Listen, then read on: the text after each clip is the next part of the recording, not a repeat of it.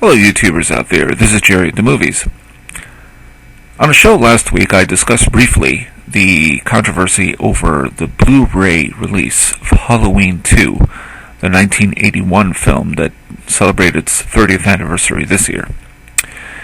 As I had mentioned in my earlier show, the controversy erupted because Moustappha Akkad's name, who's one of the two producers of Halloween II, in addition to all the other Halloween films, I guess prior to Rob Zombie directing the remake and so on, his name was omitted from the opening credits in the actual film itself.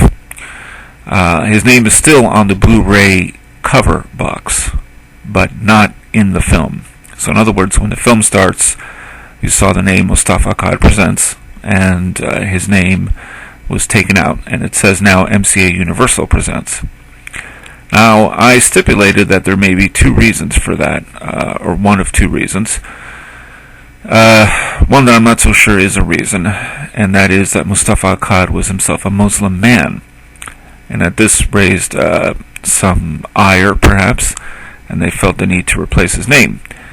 But I found that that's probably not the case, because his name is on the Blu-ray box, which, again, I don't understand why. It's in the film, but it's not in the film, but it is in the box.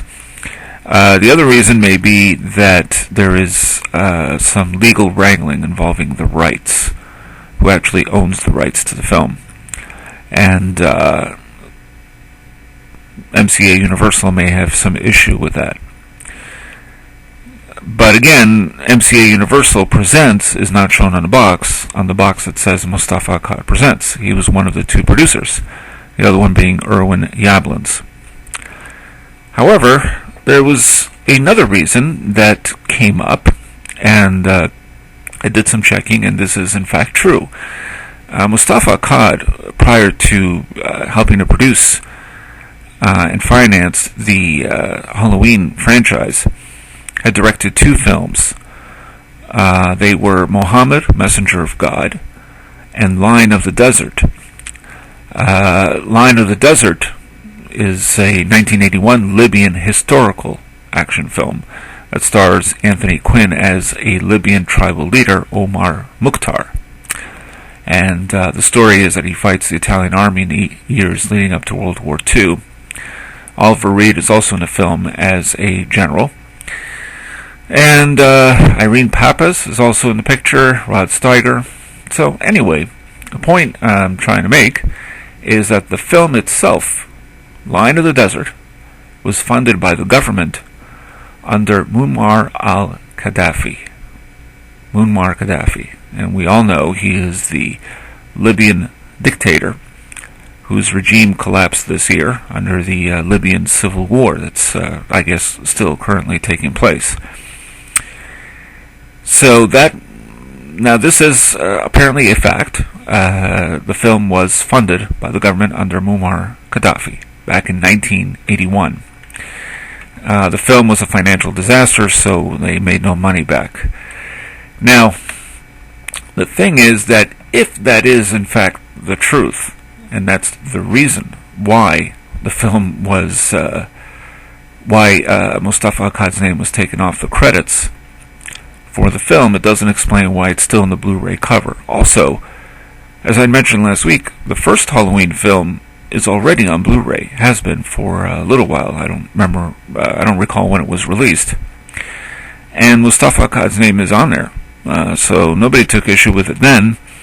Halloween 2, as I had mentioned already, has been on VHS and DVD in various versions, and nobody raised much of a stink then either. One of the interesting things about Lion of the Desert is that the film was banned in Italy back in 1982 because the Prime Minister at the time said the film was damaging to the honor of the army. But the movie itself was actually broadcast on television in Italy in June of 2009. And it was during the official visit to Italy of, guess who? Muammar-Gaddafi. But of course, Gaddafi has, been responsible for a rash of bombings throughout his regime of more than 40 years now. And granted, his regime collapsed this year, and more than likely, I guess, he will be found. I don't know. But he probably will not be in control of Libya beyond this year. Who knows? I don't know what's going to happen there. But is that the reason why his name was taken off, Moustappha Akkad? And I don't know. It's an interesting reason, but is it still the reason? I don't know. I guess we'll find out more. Universal plans to set things right, from what I understand. So I guess they will put the correction and put his name on there. So again, why this was done in the first place, why his name was taken off, I don't know. It's interesting to me, because this is very rare. It just never happens. Even if it is because of his affiliation with Gaddafi, that's still 30 years ago. And it's been a known fact, at least I'm sure to others. I didn't know this myself, that the film was funded by Gaddafi.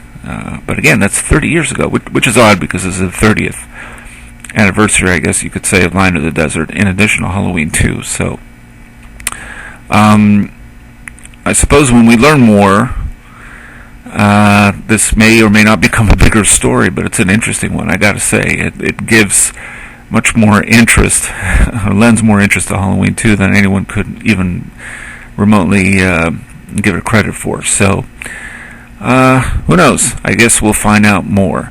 I thought in the back of my mind how an affiliation with a dictator has caused problems for filmmakers, and of course the most notorious, as many of you know, was from the late Leni-Riefenstahl, who did the film Triumph of the Will. It came out back in the 40s, a propaganda film about Hitler and his speeches. That's really what that film is about.